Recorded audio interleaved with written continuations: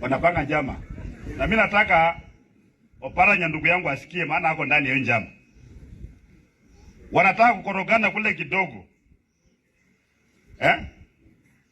Ifanye kwamba ati wamemfukuza. Ata amefutwa kazi. Ili atoka akuje huku nje. Welcome to our channel. Today we are talking about a political crisis unfolding in Western Kenya that could reshape the entire 2027 general election. Cabinet Secretary Wycliffe Oparanya has publicly declared that the government does not recognize his office and has reduced him to a begging his junior for basic operational funds. My office, all the time I have to come here to get money for the operation of my office. I don't know if my office is recognized as one of the offices of CS in this government or is not. And Trans Nzoia Governor George Natembeya has alleged a deliberate plot to push Oparanya out of ODM and cabinet to run for presidency and split the Luya votes in 2027. Oparanya ndugu yangu asikie, maana ako ndani ya njama. Wanataka kukorogana kule kidogo. Ifanye kwamba ati wamemfukuza. Ata amefutwa kazi. Ili atoka akuje huku nje atafute sympathy. Si ndio?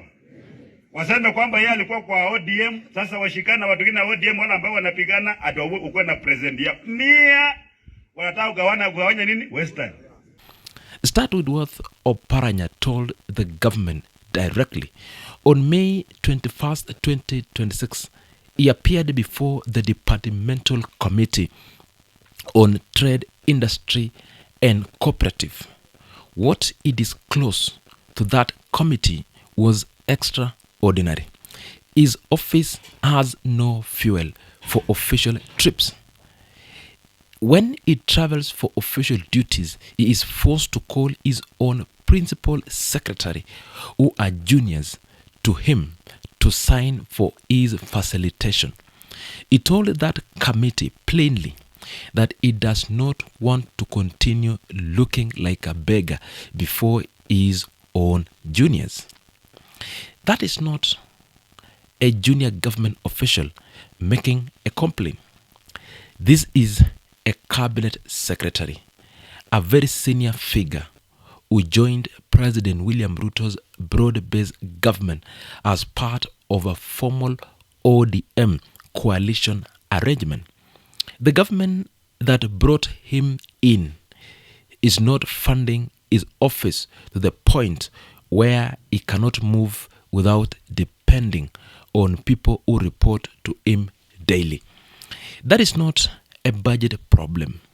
That is a statement about how much this government values its ODM partners. Now move to what Oparanya has been saying about ODM itself. On May 9th, 2026, speaking in Butula constituency, he warned that the ongoing removal and suspension of the Western Kenya leaders from ODM structure was making it increasingly difficult to mobilize support for the party on the ground. He warned that ODM should not take Western Kenya's loyalty for granted. His frustration is backed by facts. For 4 successful general elections, Western Kenya delivered overwhelmingly support to ODM, Raila Odinga, be specific. In the 2022 election alone, ODM won Kakamega, Busia and Vihiga governor position. In Kakamega County alone, ODM won 8 out of 12 parliamentary seats. The region has been one of ODM's most dependable vote bloc outside Nyanza region. And yet, the leaders associated with Western Kenya are being removed from party structure Sifuna is now under disciplinary action. Vihiga Senator Godfrey Osotsi has faced suspension from ODM, and the CS representing the region inside a government cannot afford fuel to run his offices. Oparanya went further than just a warning. He made a direct demand. He stated that Nyanza must now support Western Kenya's leadership ambition within ODM. For that, for decades, it has been the other way round. Western Kenya supporting Nyanza leaders in every election after every election. Oparanya's position is clear that the arrangement must now change. It is Western Kenya time at the top of the party structure. That is not a small statement inside ODM politics.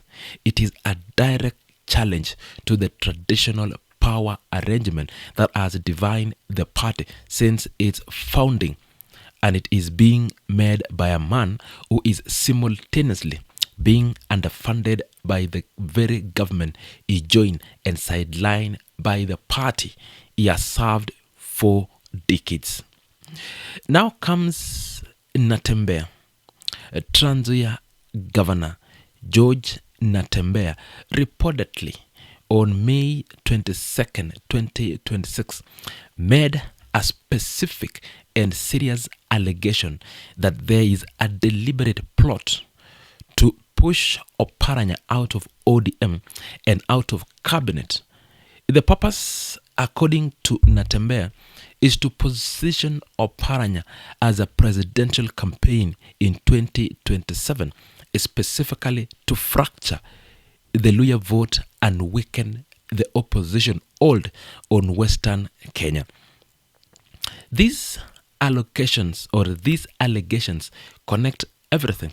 If Oparanya is being underfunded inside the government, if his leaders are being removed from ODM structure, if the party is refusing to give Western Kenya its turn at the top, and all of this is happening simultaneously, then Natembeya allegation of a coordinated plot become very difficult to dismiss in this scenario.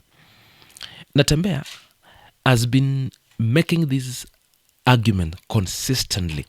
He has repeatedly warned that ODM cannot have leaders serving inside Ruto's cabinet while maintaining opposition politics. He has called in deliberately double positioning designed to weaken Western Kenya's political unity ahead of the 2027. The Luhya community is one of Kenya's largest and most consequential voting bloc. Whoever controls that vote in 2027 holds enormous national power. And right now, that community is being pulled in multiple directions simultaneously. Mudavadi is here, Moses Wetangula is here, and are now pushing the region towards Ruto's re-election. There is also Natembeya's Tawe movement is now pushing towards the opposition, and there is Oparanya, the most senior Luhya figure inside the current government, is publicly saying he is being reduced to a beggar, while the party he delivered votes for is taking his community for granted. For a farmer in Kakamega, the trader in Bungoma, and the young person in Vihiga, the question is direct and simple. Who among these leaders is actually fighting for their interest, and who is simply fighting over their votes?